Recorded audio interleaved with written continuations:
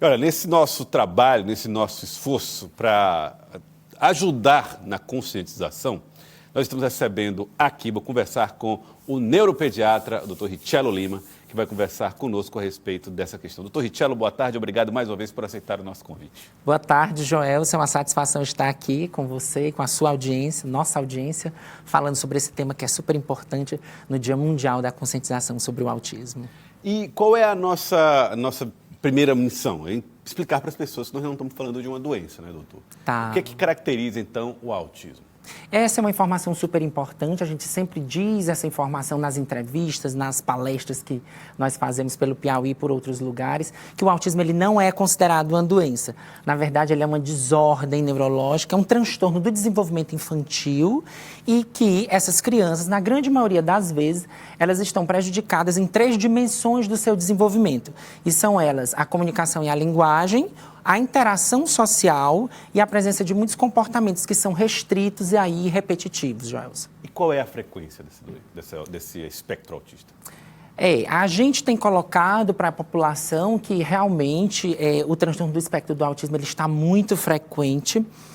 Ao longo dos anos, o número de casos tem aumentado realmente. O último estudo mais recente que nós temos é uma pesquisa nos Estados Unidos, mostrando que crianças em torno aí de 8 anos, nós temos um caso para cada 36 crianças. 1 para 36. Então, assim, nós temos, de fato, o transtorno do autismo com uma apresentação muito frequente. E nós temos que entender que o desenvolvimento infantil ele se modificou muito ao longo dos anos. Nós temos novas características e novos desafios. E a sociedade, todos nós e os meios de comunicação, realmente precisamos utilizar nossas estratégias e artifícios para compreender o espectro e melhorar a vida dessas crianças. As pessoas, elas nascem com os transtornos do espectro autista ou elas desenvolvem? Essa é uma pergunta muito frequente. Na verdade, já se nasce com o espectro, mas os estudos mostram que até 6 meses as características ainda podem ser muito discretas. Até 1 ano, essas características vão ficando um pouco mais exuberantes. Em torno de 1 ano a 1 ano e meio é o momento que os pais nos procuram mais no consultório da neurologia infantil. A queixa mais significativa que os pais trazem são o atraso na linguagem, o atraso de fala, o pouco repertório vocal, acompanhado de alterações comportamentais. E aí, na nossa avaliação em conjunto, a gente encaminha para as terapias, conversa com essa família sobre o provável diagnóstico e toma as condutas necessárias para a gente melhorar esse desenvolvimento infantil. As pessoas, a partir de então, passam a conviver com o transtorno.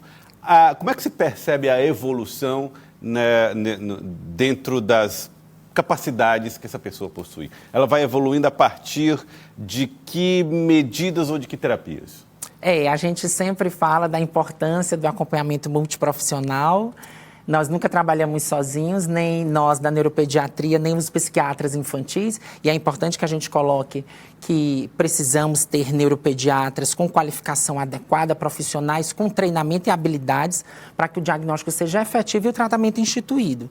E esse tratamento passa por terapias multiprofissionais, e aí nós temos a fonoaudiologia, a psicologia, a psicomotricidade, a terapia ocupacional, a psicopedagogia, né?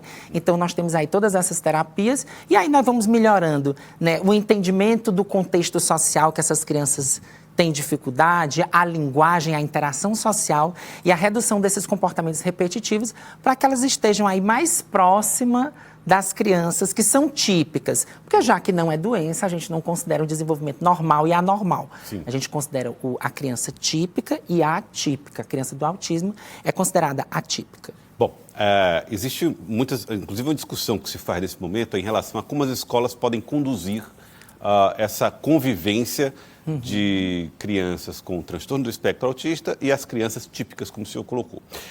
Existe a necessidade de uma atenção diferenciada ou não? Para que se consigam os melhores resultados, é preciso incluir e desenvolver em um conjunto. Essa é uma observação que os pais fazem com grande frequência. E tudo começa pela inclusão. Na verdade, quando a gente fala de autismo, a gente não quer exclusão, a gente quer inclusão, a gente não quer atraso, a gente quer desenvolvimento, a gente não quer deixar a criança de lado, a gente quer oportunidades positivas, Joelson.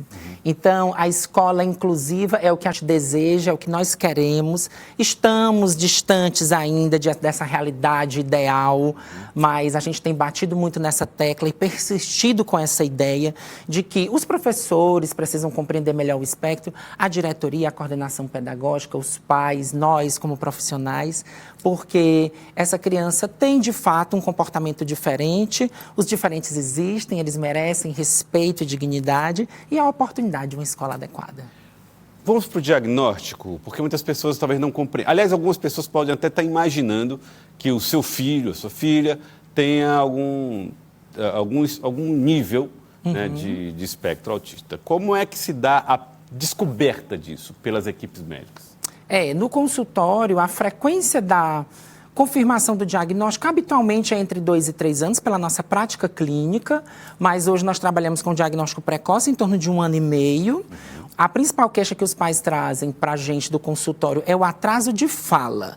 São crianças com repertório de palavras reduzido e isso chama a atenção dos pais. Mas, próximo dessa observação que eles trazem, Joelson, nós temos aí também os comportamentos atípicos. São crianças que não se aproximam dos pares, que são as crianças da mesma idade. Quer dizer, elas vão numa pizzaria, num shopping, numa igreja, numa reunião de família, e elas não querem brincar com as crianças que são da mesma idade. Não se aproximam. E outra coisa importante, outra dimensão, são os comportamentos muito repetitivos.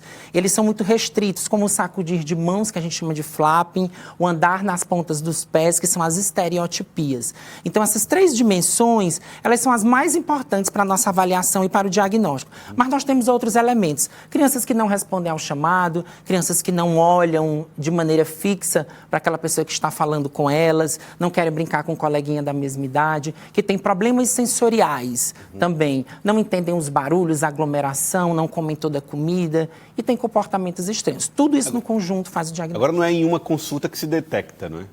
É verdade, porque a neurologia infantil, apesar de todos os estudos e da capacitação que nós buscamos todos os dias das nossas vidas como profissionais, mas existem ciladas neurológicas, Joelson. Então, assim, se a criança passa no consultório da gente com 1 ano e 4 meses, por exemplo, e ela tem um desenvolvimento bom, a gente até acredita que, de alguma forma, ela não está dentro do espectro. Mas nós precisamos ver essa criança com uma certa frequência para que a gente avalie se ela não passou a apresentar sinais atípicos. E quando ela já tem os sinais atípicos e o diagnóstico, mesmo assim, como ela vai fazer todas as terapias, a gente precisa avaliar a evolução e o desenvolvimento dessas terapias. Então, ela passará a conviver, né, com a ajuda dos especialistas para ir acompanhando essa evolução.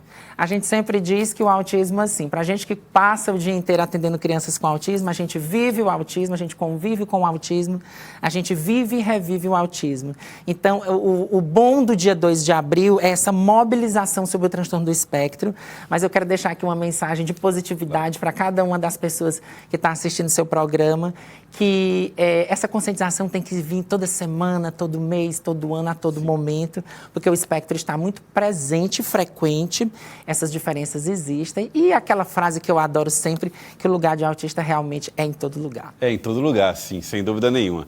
Muito obrigado, doutor Richello, por ajudar a gente nesse esforço, né, que a gente costuma fazer de conscientização em torno do espectro autista. E, como disse o doutor Richello, que as mensagens sejam sempre de esperança e inclusão. Muito obrigado, doutor Richello. Eu que agradeço, sempre à disposição. Muito obrigado por ter vindo.